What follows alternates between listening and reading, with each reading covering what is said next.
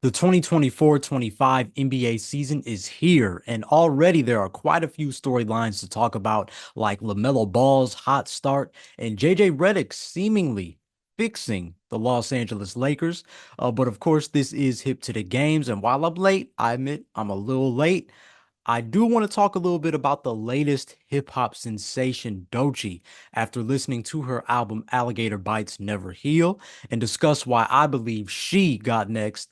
And then I will finish with my very early NBA award predictions. So I am glad to return with topics from both sides of the spectrum this week. And I hope that you are as excited as I am to get into it all. Let's get it. Welcome to Hip to the Games, the podcast for you, the basketball junkie and the hip hop head. I'm your host, Desmond, and I too have had hoop dreams and enjoy the beautiful genre of hip hop and its history. Together, we will enjoy some of the greatest albums, songs, artists, players, moments, teams, and so much more, while even mixing the two on occasion, all in my hope that you remember why you love both or either of these to begin with. You'll soon understand that Hip to the Games is more than just a podcast, it's a lifestyle. And if you were looking for a platform that combines both basketball and hip hop, you've come to the right place.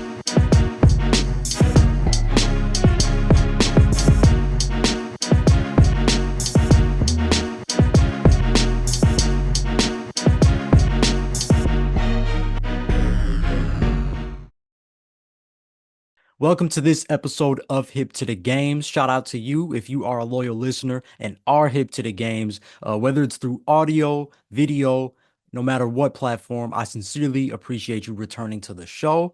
And if you are new to Hip to the Games, welcome, welcome. I am happy to have you here. If throughout this episode you like what you're hearing, be sure to hit that subscribe button or follow button on whatever platform you're listening to or watching on, excuse me, to stay tapped in with all things hip to the games. Merch link is in the show notes as always. Any support is seen and felt on my end. I really appreciate all the reviews, the comments, social media, DMs, whatever it is. I really do appreciate that. And before we really get into today's episode, you already know the drill if you've been here before. I got to get my pregame shout outs out the way. The first one always goes to the creative director, Jesus Christ, for another H2DG episode, as it's always a blessing to get in front of this microphone and do what he's putting me to do. And the second one goes to my 19 Media Group family. All right, you see that blue and white logo if you're watching on YouTube. But even on audio platforms, I know you saw it when you hit hip to the games and hit play on this episode. That's the home team, man. And we have a great network of independent podcasters who have some great shows of their own. And it's always a privilege to represent them with every episode I do. They do a lot for us, especially I can say for me, they do a lot for me and put a lot of opportunities in front of me to make this the best show I possibly can make it. So, it may be a one man fast break here, but I definitely got some teammates on my side. Be sure to follow 19M Group on Twitter, 19 Media Group on Instagram and YouTube. Show some love to the network. Follow everything that's going on. Keep up with everything that we're up to. I'm sure you can find another teammate of mine to support in that process. Like I said, we got a lot of great content coming out of 19 Media Group, and I'm happy to always represent and be a part of that team. Same thing whether it's through likes, comments, reposts, listens, any kind of that support is seen and appreciated. And with all of that said, with all that out the way, we can get right into today's episode. All right. So if you are a returning listener, you already know the drill once again, but if you are new to the show, this episode is going to be organized by the format that pays homage to the classic hip hop song structure. All right, I got three verses for you today, which represents three topics for the show. The first verse always has to set the tone. The middle one usually brings the climax or rising action. And your last verse has to be the haymaker. You got to have your best verse last, finish the song off strong. So that's what we're going to follow today. Since we always got to start verse one off with a bang, I got to start with some hot topics that got my attention as the NBA season has kicked off. But just real quick, with the NBA season underway, I do want to take a moment to introduce H2DG's latest sponsor. The NBA is finally back, and a new season means new ways to get into the action at DraftKings Sportsbook, an official sports betting partner for the NBA.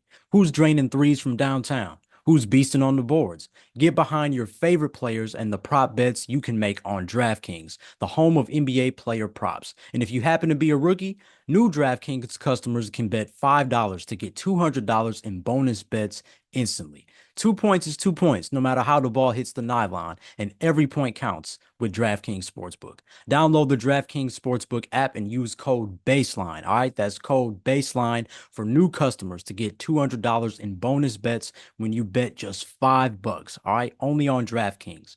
The crown is yours. All right, so starting off with verse one, I want to share 5 things that really impressed me in this very young NBA season so far. And the first of which being, dare I say, the rejuvenation of the Golden State Warriors, specifically with the acquisition of Buddy Hield.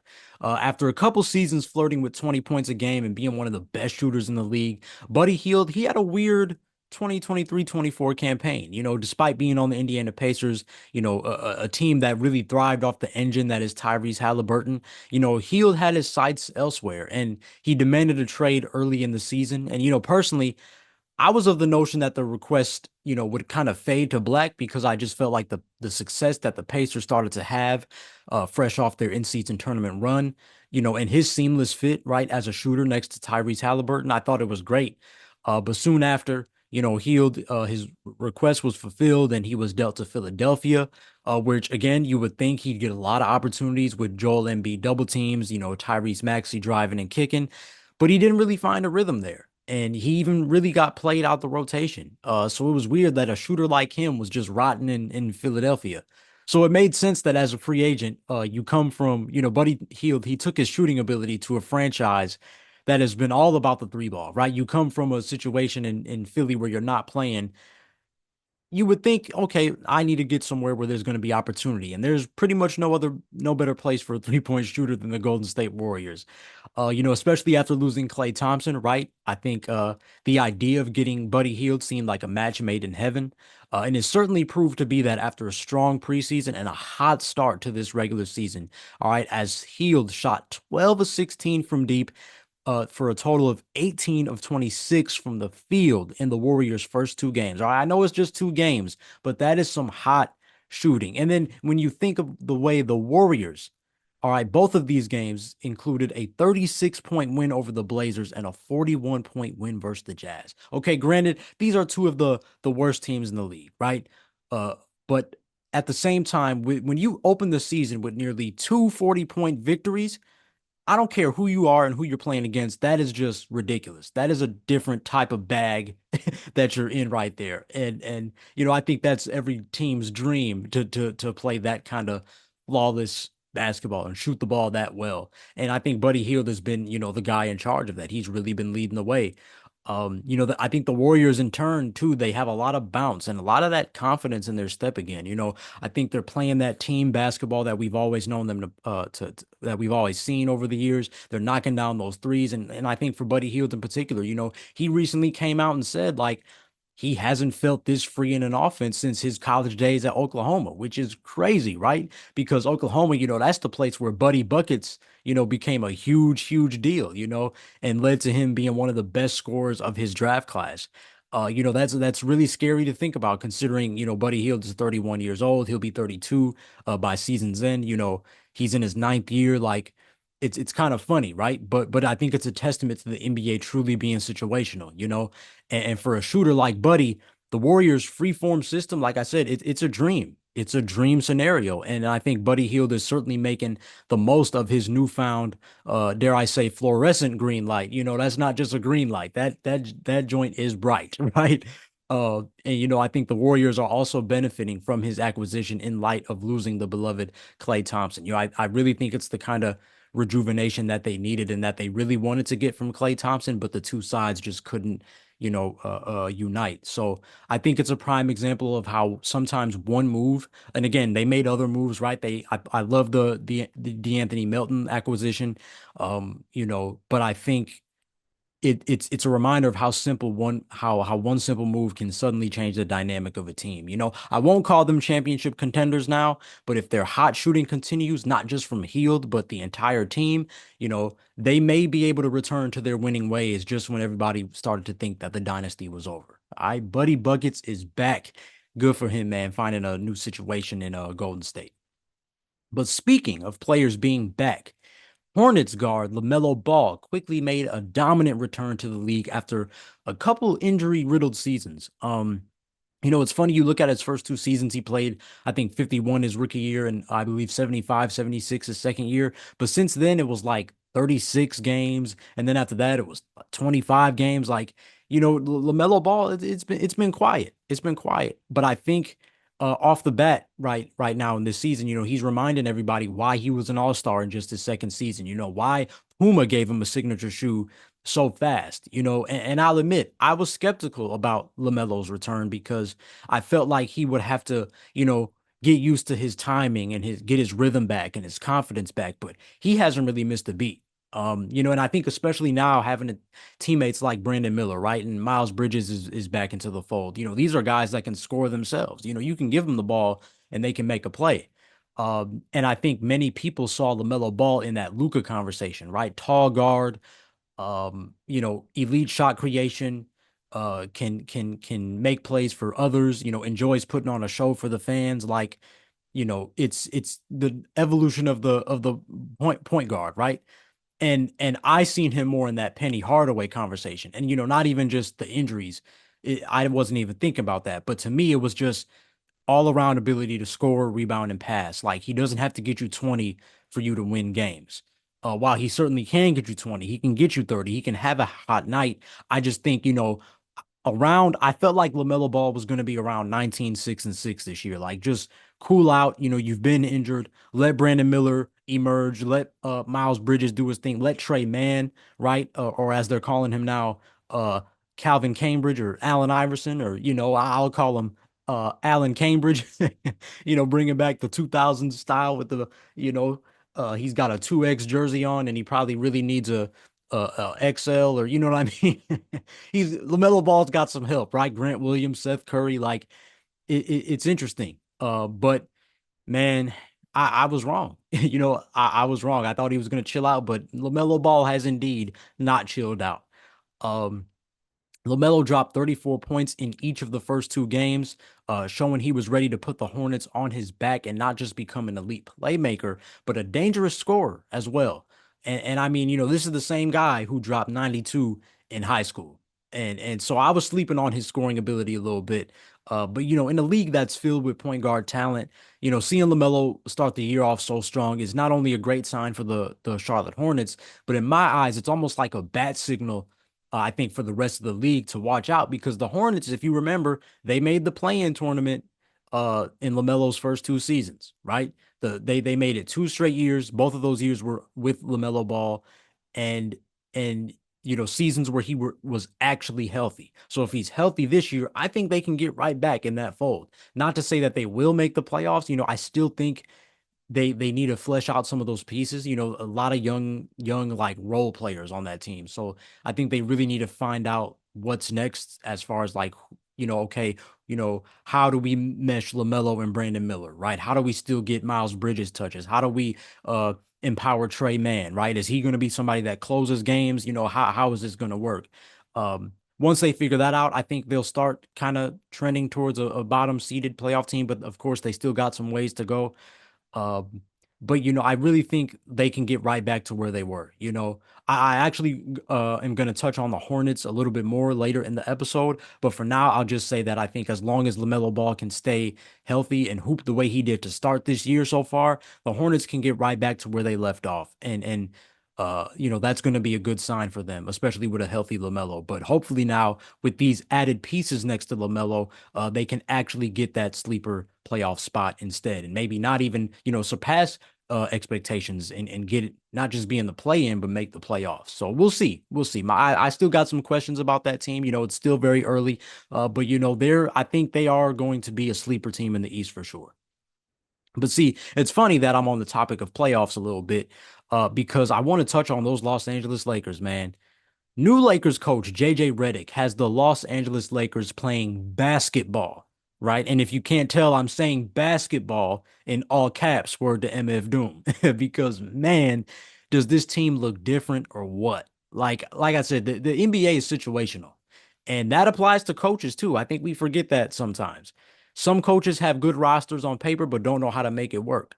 Other coaches, they get these rosters and do the total opposite. JJ Redick has absolutely fostered a culture of buy-in to the point where everybody looks engaged on both ends of the floor, as if they know what to expect night in and night out, right? And I think that's a very, very underrated thing in the NBA. Just players that simply know their roles and there's a buy-in from every member of the team, from the starters to the bench. I heard Spencer Dinwiddie discuss this, and I'm pretty sure it was on the Pat Bev podcast, but he was saying like he's been in locker rooms where essentially the team was winging it. And it was like every time you stepped on the floor, it's like, what's going to happen today? Um, but then he's been in other locker rooms where everybody knew their roles and what's due on the floor. And you just knew what the end result was going to be. And he really credited the Dallas Mavericks for doing that while he was there. That was some of his best basketball of his career after the ACL injury that he suffered, a few years ago. Like he really reemerged in Dallas and found a good role there. Right when they made the conference finals, they were pretty much riding on the three guard trio of Jalen Brunson, Luka Doncic, and Spencer Dinwiddie. So that was interesting. But he mentioned that like he knew with Luka, if he was out there with Luka, okay, I can just chill. I just got to be ready to shoot. Right, that's all I really got to do is be ready to shoot. But then there's going to come a point where Luka looks at Spencer like, hey man, like I'm tired, and that's when Spencer's going to be like, okay, like, yeah, like it's time for me to go to work and do my thing. Like he said, he knew what every game was going to look like. And not a lot of locker rooms are like that. Um, and I think, we as fans, we can presume that, Dinwiddie's experience, ironically, with the Los Angeles Lakers last season with Darvin Ham, wasn't exactly the bought in locker room, let's say. And because the Lakers look totally different under JJ Redick. And I gotta say this too. I was very skeptical about the JJ Redick hire. Like, I mean, come on. You mean to tell me that hot shot cocky shooting guard from Duke is gonna be an NBA coach, right? Imagine telling us that in like 2006, right? Like that this kid that nobody likes, right? He's the villain of the NCAA. He can become a great coach in the NBA someday. How you going to tell me that, JJ Redick, the same JJ Redick that has enjoyed this podcast space that he found himself in, enjoyed being with his family, right? Was open about those things, how, when he knew it was time to retire and step away from the game, like he enjoyed that process. But now all of a sudden he wants to coach not just in the NBA, but he wants to coach the NBA's version of America's team in the Los Angeles Lakers and deal with the pressure that comes with that role specifically. Because if you're an NBA coach, you're on the hot seat. But if you're an NBA coach for the Los Angeles Lakers, you have a 2 week window to show that you can coach.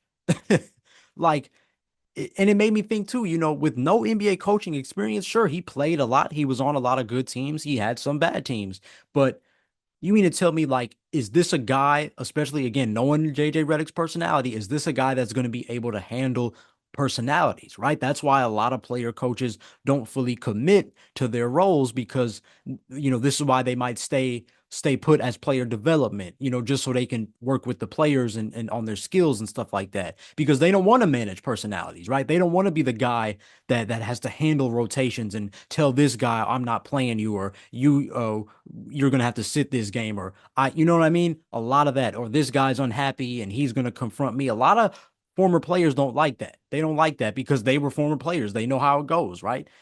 But JJ Redick has seemed to really handle all of that pretty well. Um, I think like many Laker coaches in the recent years, like I didn't see him lasting till December. Like that's what I just kept telling people close to me. Like we'll see how it looks by December because not a this is just isn't the ideal situation. But man, in just 2 games even, I couldn't have been more wrong. The Lakers have more ball movement. They're using Anthony Davis as a focal point and just look more organized out there and less reliant on LeBron James to bail them out. Some of us are crying a little bit because LeBron James just doesn't look like that dominant LeBron that we're used to seeing. But at the same time, if you know LeBron James, he's not going to go all out. He's no longer in the stage of his career where he is going to give you everything on opening night. Like at this point in his career, he's going to try to save that for the playoffs. He's coasting. He's coasting until the playoffs. And thankfully for LeBron James, the talent and the skilled basketball player that he is, he can make coasting look good. He can make coasting look really good. So they can afford that. But I mean, it's just a great system to conserve LeBron but still win games. And what I love and respect is that JJ has been dialed in from the jump. Like you could tell he has these guys' attention, right? He has these guys in the palm of his hand. You can tell he takes this role for this historic franchise very seriously. And he hasn't been cracking smiles or nothing like that. Like he knows it's a long journey, and he definitely seems ready for every step. And I'm excited to see, how he continues to handle the ups and downs of the season and where they end up come playoff time, because he's really got them locked in. Like I know that one play was going around of like, there was like a double DHO or something like that. I don't, again, terminology. I didn't play that much. I didn't make it that far with my hoop dreams, but it's like you can give the ball to LeBron up top. He can hand off to Austin Reeves. That can turn into a pick and roll with AD, or, a pick and pop. Then Austin can decide to do a back cut. Like there's so many options, right? And if you really think about it, it's funny that JJ and LeBron had the Mind the Game podcast, and they were nerding about all this stuff. And it made sense where it's like at some point, like these guys should just be together in some way, shape, or form, basketball related. And here they are, right? Like JJ Redick gets to coach LeBron. So they get to bring literally everything that they were nerding about on that podcast to the Los Angeles Lakers. So that's been really cool to see. But the Lakers definitely look like a different team than we've seen the last few seasons. So that's really dope to watch. But I can't talk about the Lakers without mentioning the early success of their historic rival, the Boston Celtics, who are proving that they are just better than your favorite team. All right, I know Laker fans gonna hate that transition, but I gotta say it, man. You gotta give respect to the reigning champs. I know I called the 2023 Nuggets championship. I mentioned last year how I felt that the Celtics were finally going to get over the hump, which they did. And this year, I'm going with it, and I wouldn't be surprised if we see a repeat from the Boston Celtics this year. Sure, Boston looks great when they're making threes, but I just sense a different fire from Joe Mazzulla, Jason Tatum, and Jaylen Brown specifically. I think collectively as a franchise from the top down, they are not satisfied. They came close so many times, and I think are finally reaping the fruits of their labor. And I don't think that fruit has to stop with last season. Like I really think, this year they can do it again. You know what I'm saying? Make up for those losses and those missed opportunities from before. Like win two straight. I think that's kind of the mindset that the Boston Celtics have.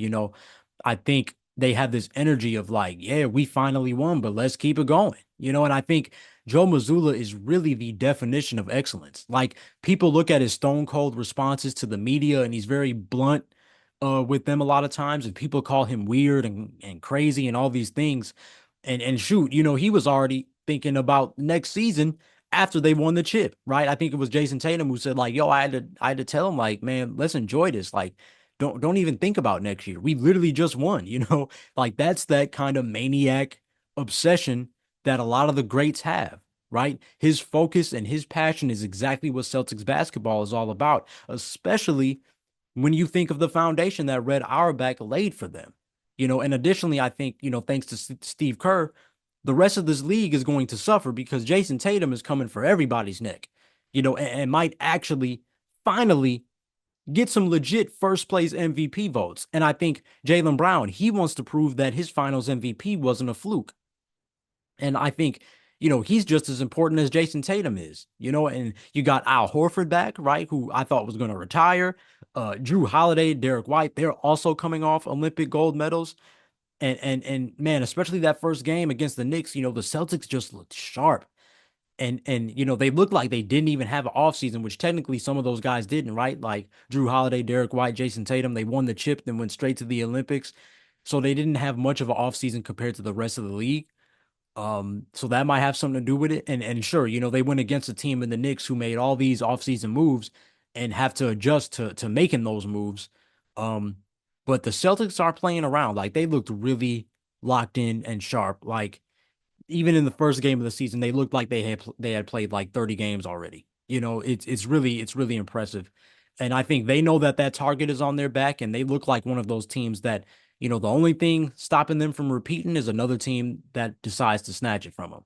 Like you're going to have to snatch this from the Boston Celtics because they look just as hungry as last season. And that's going to be much easier said than done. But they always say the second ring is the hardest. So we'll see if Boston has it in them. But I like what I'm seeing so far, even in this early NBA season. And then lastly, I got to touch on my home team and share my excitement for the youth movement in Chicago. All right, Lonzo Ball is back and healthy. Praise God. It is awesome to see that dude back on the court, smiling, doing his thing, knocking down threes, making the smart reads, tipping passes, getting steals, all those things, even in limited minutes, right? He's playing like he's never left. You could tell he's got his joy back. It's awesome to watch. We got some much needed extra size and playmaking with Josh Giddey. He's been fitting in seamlessly. I think more size with Jalen Smith in the fold as Nikola Vucevic backup. And then, we got the rookie, Matas Buzelis, who I think hasn't really played yet, but, has shown signs in Summer League and in the preseason that he's going to be a great piece for us moving forward, all while keeping Kobe White and most notably Pat Williams, Zach LaVine, and Nikola Vucevic. Three guys who a lot of us Bulls fans felt like should have been traded at some point or another. I have my own opinions about that. I felt like if anything, Pat Williams and Zach LaVine could get traded. Vucevic, again, I'm old school, so like I like low post bigs who can stretch the floor in this NBA. And he can pass as well. So like I like his game, but I also understand that, playing next to Zach LaVine and DeMar DeRozan, like he's not going to get a lot of touches. It's not going to look good, and people are going to want him traded. But I think all that said, I'm glad that those guys stayed for the most part. Still, I don't know about Pat Williams. I feel like we've been waiting on him to pop off, and it just hasn't really happened yet. So we'll see what kind of year he has. But at least for Zach LaVine and Kobe and Nikola, like they look really good. And I think it's because, the Bulls have shown their new up-tempo style is can work wonders. I think it really fits with Zach LaVine's play style, right? Despite him being in trade rumors, like Zach LaVine, he's always been a great open court player because he's, yeah, we see the highlight dunks, but Zach LaVine was always very fast, a very fast guard, very explosive, can jump out the gym, but he's also an acrobatic finisher. Like, and pairing him with a point guard like Lonzo Ball, who literally coming up in Chino Hills, all that stuff, open court is his MO. Like open court is Lonzo Ball's bread and butter. So when you basically have a quarterback in Lonzo Ball and a wide receiver in Zach LaVine, like you can't separate that. And thankfully, due to Lonzo's health, we're able to see that. I think even Josh Giddey, that him and Lonzo Ball are very similar in that way, the way that they can rebound, make really good passes. Outlet passes, half court passes, flashy passes, right? The whole nine. It just works. It just really works this year. Like the Bulls aren't going to do anything crazy special this year, but the fact that we seem to finally embrace this youth movement and play fast basketball, shoot more threes, it's really looking better. It's really looking good. It's paying off. I think I read that the Bulls actually had the fastest pace in the NBA within those first two games, and even led to a win over Milwaukee against the Bucks, despite Dame and Giannis combining for nearly 70 points. And I think as stubborn as Chicago teams can be oftentimes, across all the sports, it's nice to see this paying off because, the team still has a roster with plenty of young talent to start a rebuild if we wanted to. But at the same time, the Bulls kept proven all-stars like Zach LaVine and like Nikola Vucevic to be focal points of the offense and provide leadership. And if we're really being honest, while the Bulls gave up DeMar DeRozan this summer, his absence has actually allowed Chicago to fully embrace that five-out up-tempo style of play because DeMar's more throwback style of play, mid-range post-ups, isn't slowing the game down for those young guys. So, I don't say that as a negative thing. You know me by now. I'm very much so more on DeMar DeRozan's game than this kind of high octane style of that we see in the present day. But facts are facts, right? Like you got to call a spade a spade. Like, as great as DeMar DeRozan was for the Bulls, like his absence has allowed us to play a little bit more free and a little more conducive to what the NBA is promoting now, for lack of better words. So it's a nice little trade-off there. It's a nice little trade-off. I think the Bulls, again, they've always found more success the last few seasons with more opportunities to score in the open court, as opposed to the half court, right? That's why I think we were a playoff team because DeMar DeRozan gave us that half court scoring that we needed.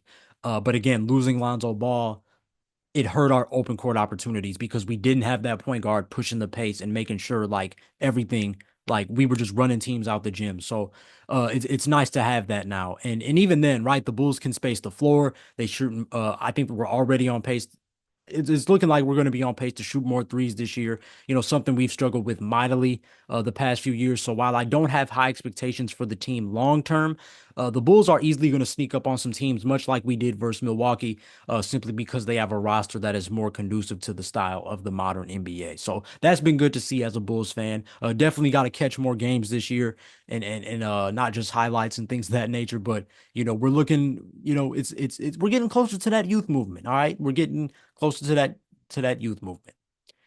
It's nice to jump around and touch on several situations around the association, but of course, these were just some of my thoughts on what I've peeped in the opening weeks of the new NBA season. But what are your thoughts? Will the Hornets make the play-in? Are the Celtics due to repeat? What other teams or players have stood out to you so far? Be sure to share your thoughts with me down below if you're watching on YouTube, or at me on the socials at Hip to the Games or at Desmond Powell underscore to share your thoughts with me, as I'd love to know what you think as well. And, verse one definitely got us off to a great start here, but it's just the beginning as we transition to verse two, where I want to flip to the other side of the H2DG spectrum and show love to a rising star in hip hop. But first, if you like what you're hearing and want to know how you can show some support to Hip to the Games, here's how you can do that. As a fan of Hip to the Games, not only should you show your love for the podcast, but you gotta express your love for basketball and hip hop. With a wide variety of clothing and accessories, there is always a way to show how much the game of basketball and the game of rap means to you. Let everybody know what it means to be hip to the games by clicking the link in the episode's description to cop some merch and represent the H2DG lifestyle. All right, welcome back to Hip to the Games, where we'll get right into verse two, our first climax of the song. And as we transition to this second verse, I want to take some time to highlight who I believe is the latest rising star in hip hop, Doechii. All right, but just briefly, I want to offer my condolences to the family and friends of DJ Clark Kent, who recently passed away at the age of 57, and also offer my condolences and to underground, and I really want to say underground star Ka, or also known as Brownsville Ka, who also passed away in the recent days. And starting off with Clark Kent, like two things come to mind when I hear DJ Clark Kent. Number one, I think of how I compared him to Phil Jackson way back in my album breakdown for Jay-Z's Reasonable Doubt, as Brooklyn's Finest is my favorite song off that album. And then secondly, I think of how it seemed like any hip hop documentary that I watched featured words from DJ Clark Kent. And it's like he had his hand in everything, how he would always pop up, talking about somebody. And it's like he was a connected branch to almost everybody on the hip hop tree, right? And but what I really took away was that he always articulated his thoughts so genuinely, as not just a participant of hip hop, but a fan as well. I felt like he was never shy about sharing that side of him. You could see and sense the joy he had about his hip hop journey, right? And who he was inspired by, but also who he got to touch and who he influenced and who he helped put on, right? And I think, of course, there was his love for sneakers, right? He made that really popular in hip hop. Of course, he introduced the world to Biggie and Jay. He was truly an impactful artist and person in hip hop and will be missed dearly.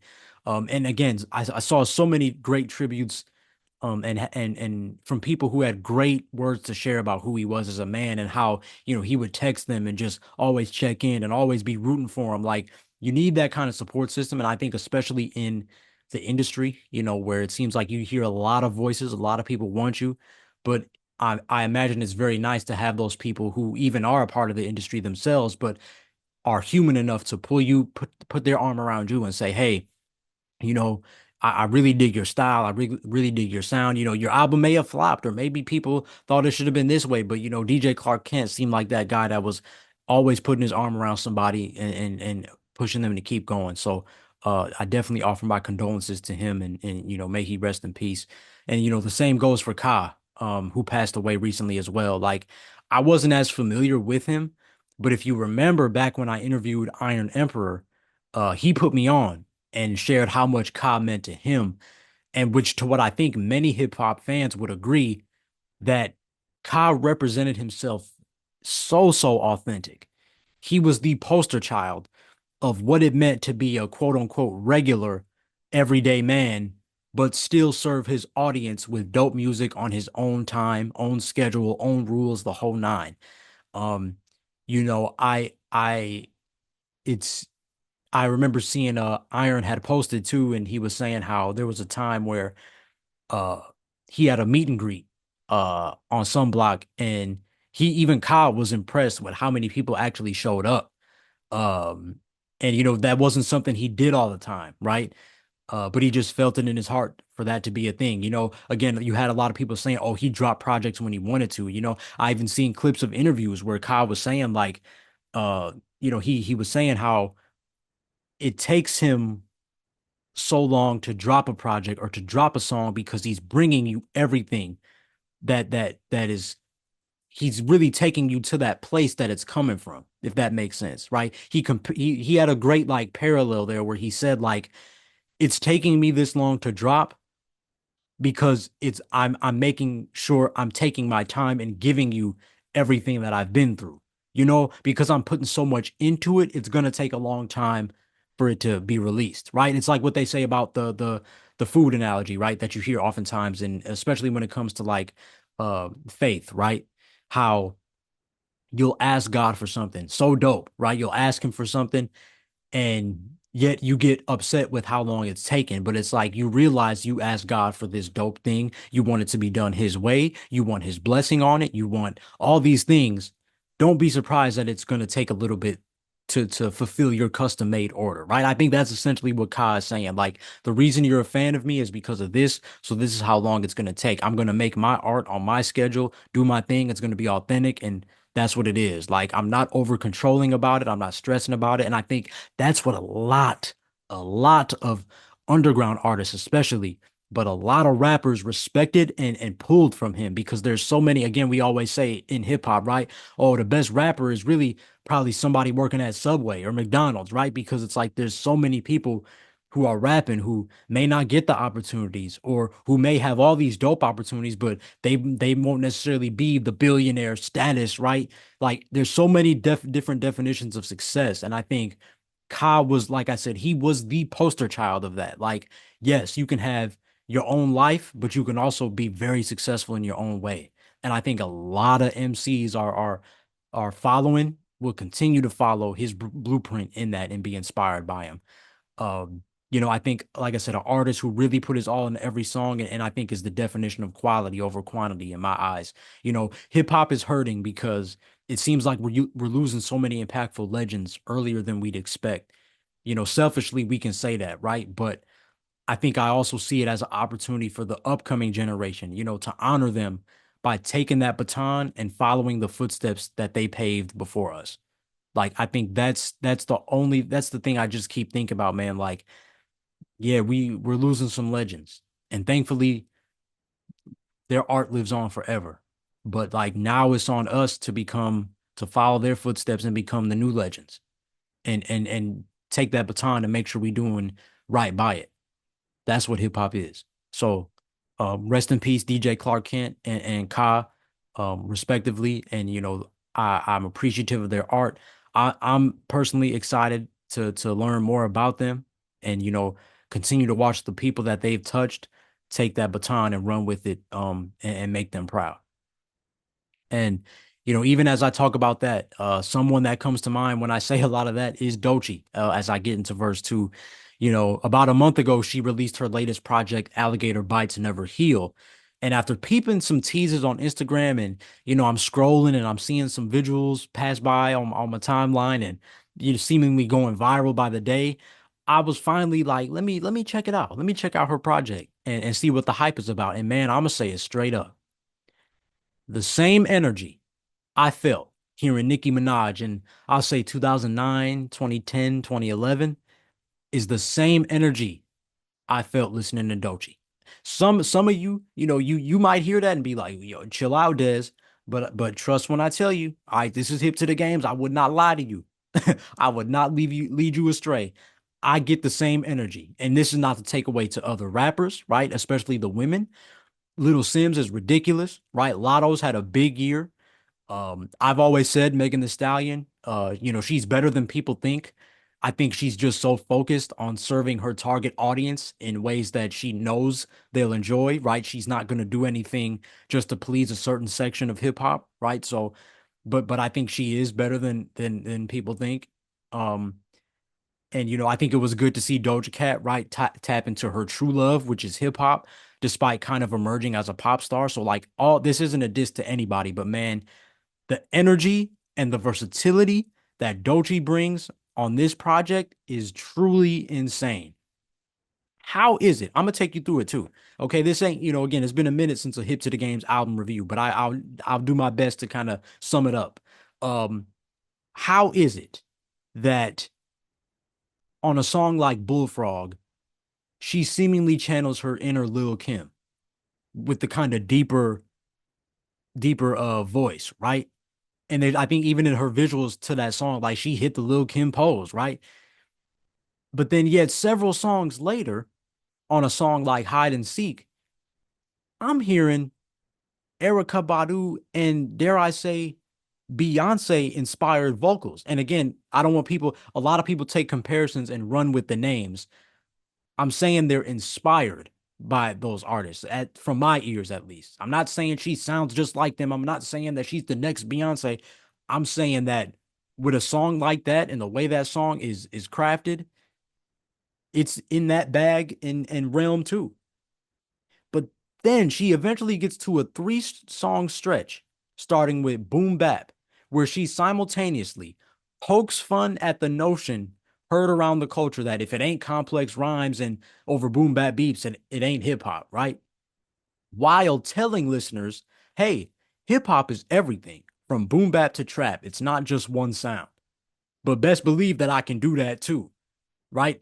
And then she goes straight into the next song, which is probably my favorite on the project. It's called Nissan Altima, where in my opinion she shows her most impressive display of skill, showcasing her ability to speed rap.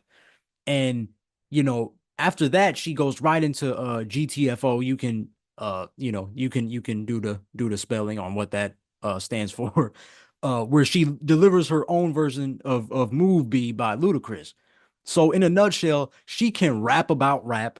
She can rap about something hard. She can rap something that hypes up her physical appearance, right? She can rap slow, she can rap fast and enunciate with both.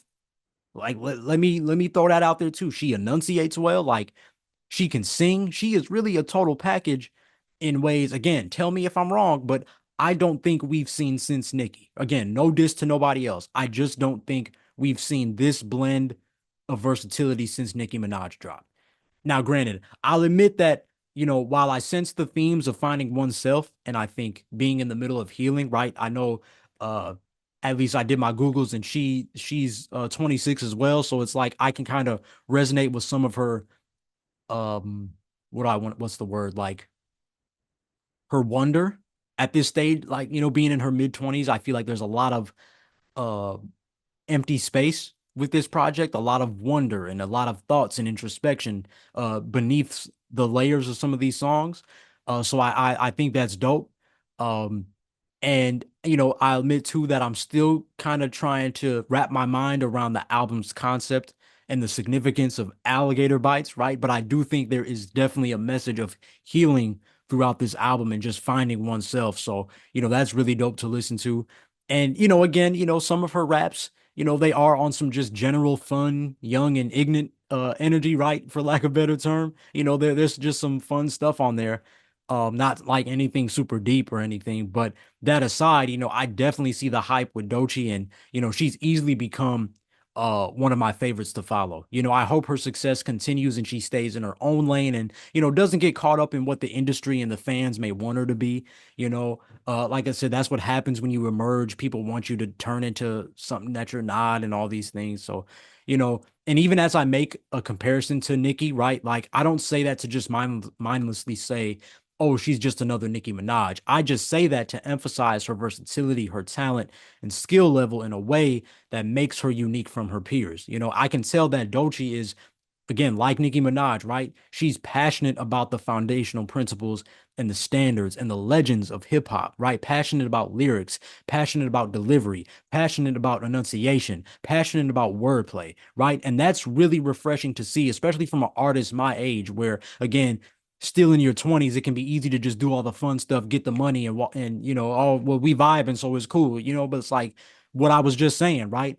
But every now and then we get an artist who not only has some of that mainstream success, but it's like, yo, I'm here to take the baton and run, homeboy. And to put it simply, man, like that's what I get from Doechii. And she is definitely H2DG certified, right? It's been a minute since I've said that, but she is definitely H2DG certified. And I definitely encourage you to tap in with her if you haven't already. All right, good hip hop is still out there, but you knew that already. All right, you knew that already. Doechii is the latest sensation that seems ready to break through to the masses, and I'm rooting for her success. But what are your thoughts on her music? Have you caught her album? Is she next up? Hit me up on the socials and talk to your boy. I would love to see and read what you think. But in the meantime, that's two verses down and one more to go as I want to flip right back to the NBA, this time touching on season awards and other categories. But before that, with the NBA back in action, here's how you can make sure you don't miss a single second of it. If you're hip to the games, that means you yearn for nonstop NBA action. And thankfully, NBA League Pass serves as your ticket to the ultimate basketball experience. Enjoy live games, on demand replays, and exclusive behind the scenes footage across a variety of devices. With NBA League Pass, you'll get more games, and we're talking regular season and playoffs. All right, more features, including multi view angles, in depth stats, and behind the scenes stories, and more access. Catch your favorite teams and players anytime, anywhere, just at the tap of a finger. NBA League Pass is for fans like us who live the game. Sign up now at NBA.com/LP19MG. That's NBA.com/LP19MG. All right, welcome back to Hip to the Games as we get right into our last verse of the proverbial song of this episode, verse 3. It's got to be the hardest and the best for last. And I figure what could be better than sharing some early NBA award slash kind of like category predictions. As I want to take a second to shout out producer of the NBA podcast, Miles and Jack Got Mad Boosties, and former 19 Media Group founder, Jabari Davis, who has been featured on Hip to the Games as well in a You Had to Be There episode. Every year, my guy Jabari tweets asking fans to share their predictions of the following categories before the NBA season starts: MVP, Defensive Player of the Year, Most Improved Player, Rookie of the Year, who's going to be a first-time All-Star, a sleeper team for each conference, and the finals prediction. All right, and of course, I had to respond like I always try to do every year, and I thought I would break down some of my selections that I shared with Jabari on Twitter, um, and get into those a little bit further. Some going into more detail than others because some I've kind of mentioned in this episode or in past episodes already. But I do want to share those with you. So for MVP, I went with SGA, Shai Gilgeous-Alexander, simply because I thought he should have won it last year. So I think he's got revenge in mind. But I also believe that the Thunder can be really good this year to the point where voters won't be able to snub him again so easy. He's got a perfect blend of old school and new school game, and I want to see that and his leadership get rewarded this season. Then for Defensive Player of the Year, like many, I had to pick the guy from outer space, man. I had to pick Victor Wembanyama. it just seems like after a rookie season, averaging over 3 blocks a game, he's ready to become like a 10-time Defensive Player of the Year winner. And it's quite scary for the league that I don't think I'm exaggerating when I say that.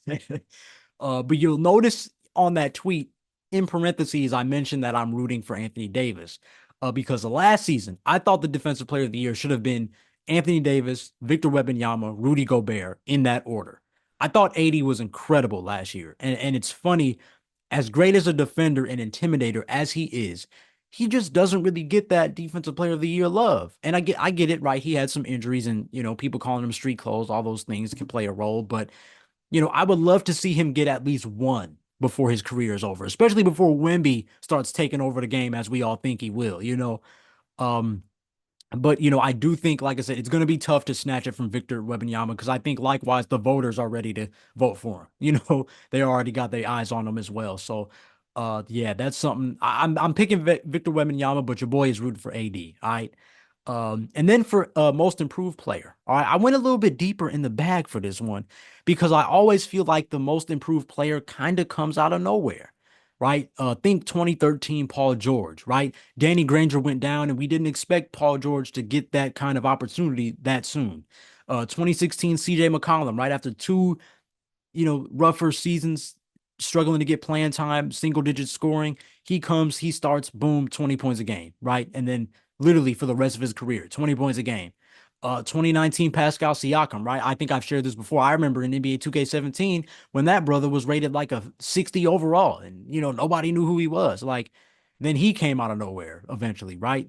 And then even then last year, right? Like while these guys didn't win, Kobe White kind of came out of nowhere. Jalen Johnson came out of nowhere. So that's kind of where my mind was headed.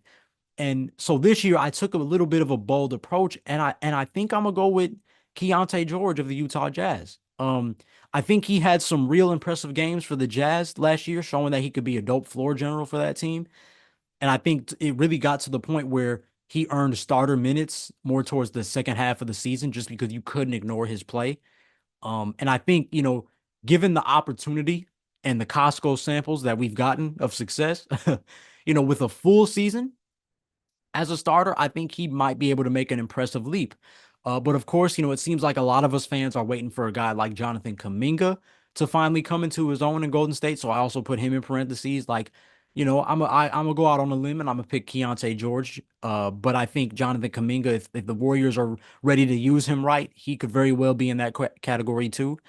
So it could be either of those guys in my opinion. For rookie of the year, I went with Rob Dillingham because I felt like his change of direction and his change of pace is already at an elite level to where he can make an immediate impact for the Timberwolves. However, at the time of this recording, he has yet to make his NBA debut. So that one may not age well for me. So like in a kind of updated version, I seem to start to lean towards Zach Edey just because it seems like he's going to be the one that's going to get a lot of opportunities very fast, and just as long as he can stay out of foul trouble, right, he should be really good for the Memphis Grizzlies. So that might be my pick there. Even though of course you got to watch out if it's really kind of on an even playing field, you got to watch out because Dalton Connect looks really good in LA. I could have sworn there's somebody else that I'm not thinking of right now. But yeah, there's some. It's kind of nice that everybody's at a seemingly even playing field in this rookie race. It's going to be exciting to see who really emerges. But like I said, my first mind was Rob Dillingham, but I might lean towards Zach Edey. And I also want to say we can't sleep on Donovan Clingan. Again, because he's on the Blazers, people aren't going to really pay attention to him. But he's been proven to show like he can rebound, he can protect the rim, like just literally doing the things that he was drafted to do. I don't know if he'll ever burst into like a rookie of the year favorite, but that's somebody like if he were to finish top three by season's end, I wouldn't be surprised by that at all. So, I'm kind of looking at those guys for rookie of the year. But, like I said, it's really a toss up, especially this early in the season. And then moving on to first time All Star. I had to go with a fellow Desmond, man. I had to go with my cousin. All the Desmonds got to stick together as there always seems to be only a select few of us out there. But I think Desmond Bain finally gets some love, presuming that the Grizzlies stay healthy and return to their winning ways. Because he has flirted with 25 and 5 averages the last couple of seasons, and I think has evolved from being just a shooter to a guy that can put the ball on the floor, make a move, and finish at the rim. And I've been waiting for the NBA to show him some love, and with a winning season this year, he might be able to crack that roster if he keeps up his improved play. Because I think the thing with Desmond Bain is that you overlook him just because the Grizzlies haven't really been winning, right? So I think that's going to be imperative. If he can find a way to do what he did without Ja, with Ja, hopefully, like I really think he's one of those guys that's like right on the bubble of being an all-star. But again, the West is so deep, man. Like we'll see if he can get in there. But I'm rooting for my boy Dez. Uh, and then I teased this, and not just this episode, but even last episode, as for the two sleeper teams in each conference, I went with Houston and Charlotte. As I said, both teams have a nice amount of young talent. Both teams are looking like play-in threats. Although Houston seems to have the bigger chance to actually get in the playoffs compared to Charlotte, but will still be tough in the Wild Wild West. But again, this is a Hornets team who had been in the play-in before, and they seem to have acquired extra pieces since then, like Trey Mann, Josh Green, Grant Williams, Seth Curry, and even addressed their big man flaws that they had in years past, getting guys like Mark Williams, Nick Richards, and with LaMelo Ball and Brandon Miller leading the charge, they're sleepers to me. And then for Houston, again, a nice combo of young talent and proven veterans. They should be due for a nice year.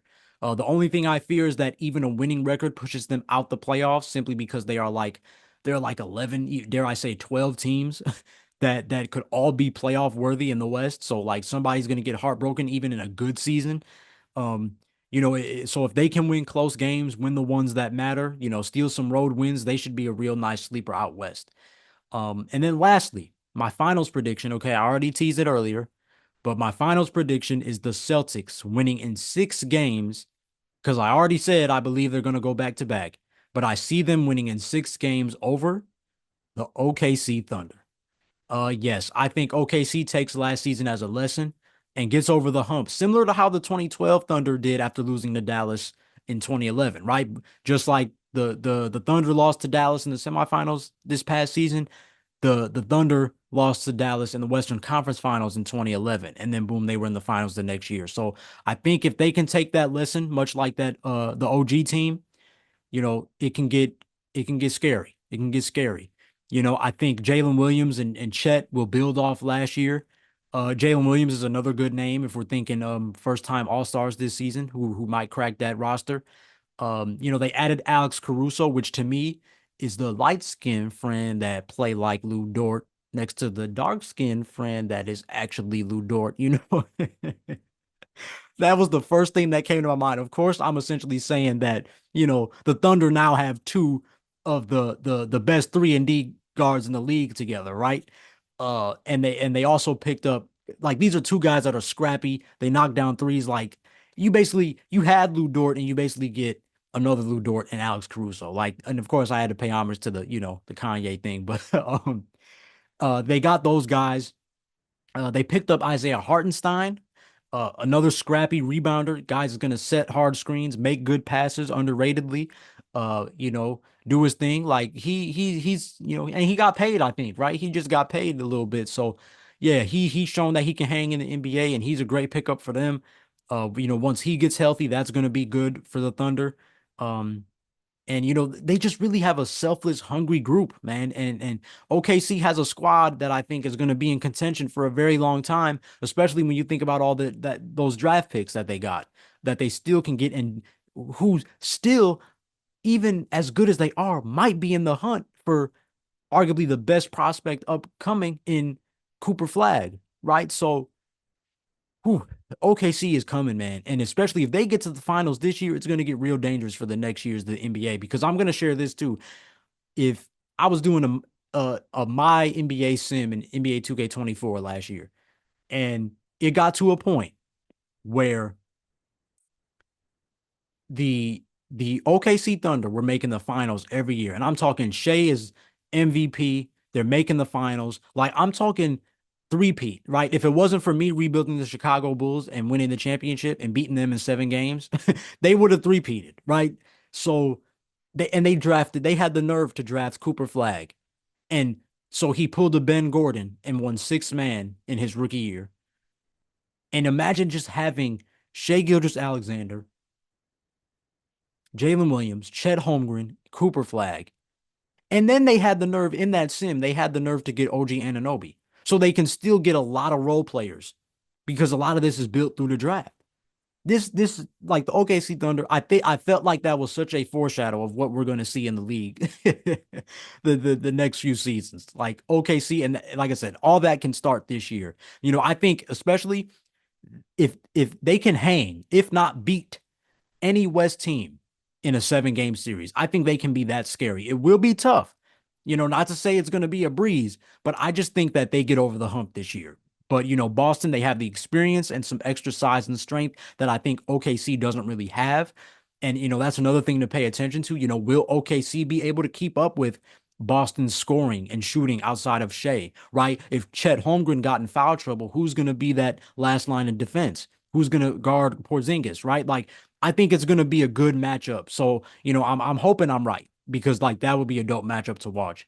Like I said earlier, they say the next ring is always the hardest. So I think it will be a great test for Boston also, as they pretty much had their way with Dallas last year.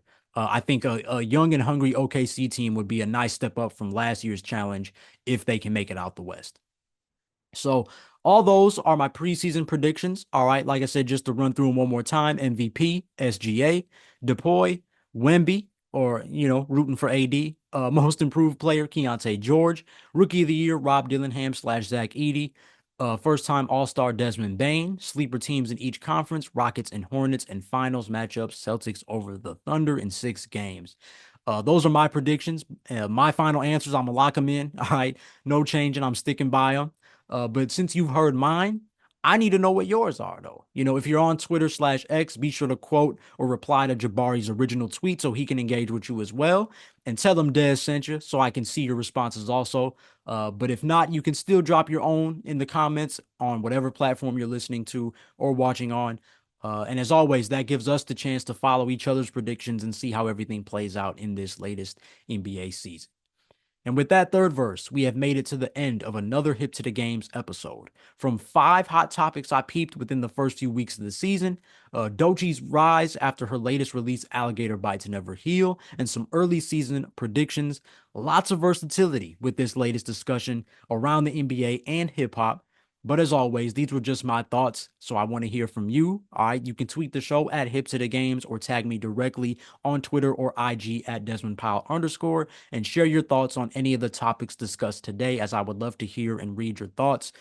And I simply want to say thank you for tuning in to another episode of Hip to the Games, for being hip to the games, you know what I'm saying, representing the lifestyle, and doing that all for the love of the best combo there is. And of course, here's a huge shout out to you again for being hip to the games and rocking with your boy. I sincerely appreciate it. That's it from me, though. Peace out and God bless. Hope you enjoyed this episode of Hip to the Games, and if you enjoyed this episode, be sure to hit up the socials at DesmondPowell_ and at Hip to the Games on Instagram, Twitter, and TikTok so you don't miss out on the fun. And please follow or subscribe to the show and leave a review on the podcast platform you're on right now, as your support is greatly appreciated.